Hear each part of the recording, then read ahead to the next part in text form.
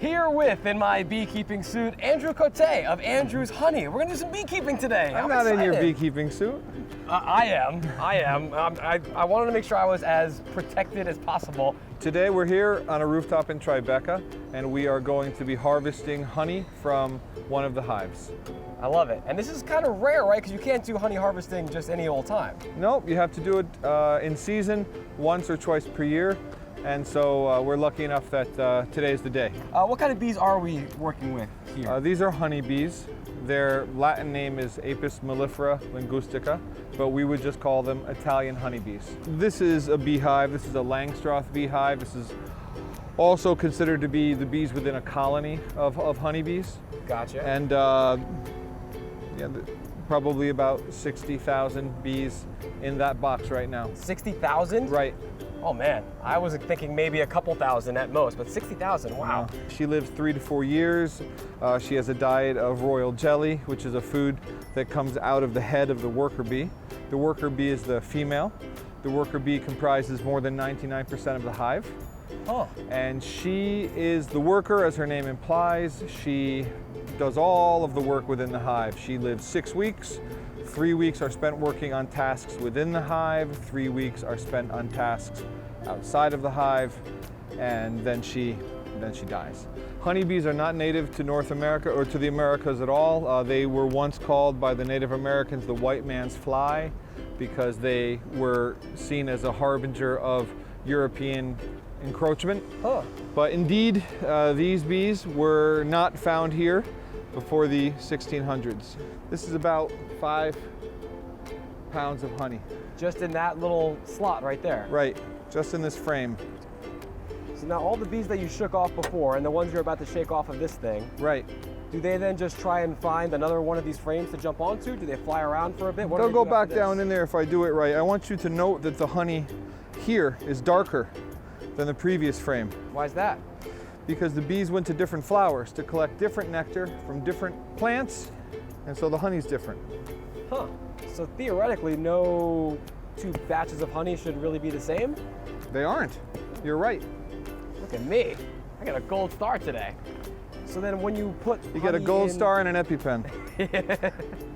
One is for my mental health and one is for my physical health. I have some here you can taste if you'd like. You can just chew it like gum. How am I gonna get through my veil? Well, I thought you might unzip it. In the middle of all these bees? You're okay. I was expecting that, because honey's pretty, naturally sweet, right? I thought that maybe people put stuff in it after you harvest it to make it sweeter, but this tastes... I don't think it's necessary. Honey is definitely sweet enough. You can hold it. You'll be all right. You're wearing gloves. You've got a veil on. All right. All right? Yeah, you'll take my cards? I'm gonna All right. just You're so doing I my can. job, I'm doing your job. So here's honey on the corners. Okay, that's honey. And here, that's brood. It's babies that are going to be born. So they're waiting to emerge. Those are all females, so they'll be under there for 21 days. Were they males, they'd be a little more protruded, like the tip of a bullet, and they would take 24 days. This is all pollen in here. If you can see that bright orange in these cells, that's pollen. So that's their protein. The honey's their carbohydrate. Pollen's their protein. So with the brood, we don't harvest that. This is not harvested. This is all for the bees. The honey that we're going to harvest is in that box, and I'm going to take that, put it in a centrifuge, spin it. Gravity will take over with a cheesecloth to filter the wax out. I'll then put it into bottles. What's that life like? Because there are beekeeping associations. Yeah. One of your apprentices is here that we saw today working on the other hives. What's that life like? What's that community like for people that do want to get involved? Beekeeping is a great conduit, I think, because there are people who would never have been friends or been thrown into each other's lives who become very, very good friends. We have one fella, a former Marine who's a guard at the UN. We've got a dentist. We've got an Australian diplomat. We have just an eclectic group of people who are together only because of the honeybees. So it's a wonderful community. Andrew, one more time, let the people know if they do want to, in all seriousness, find out more about you, beekeeping, Andrew's Honey, where can they go? I think andrewshoney.com is probably the best place to go. And I'm at the Union Square Farmers Market Wednesdays and Saturdays, anyone who happens to be in the New York City area.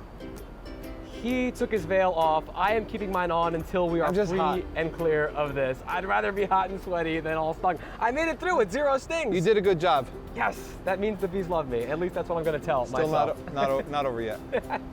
Yeah, we got a lot of time to get this all off. Andrew, thank you very much. Thanks, Mike. Thank you guys for being with us here on Wild Lives.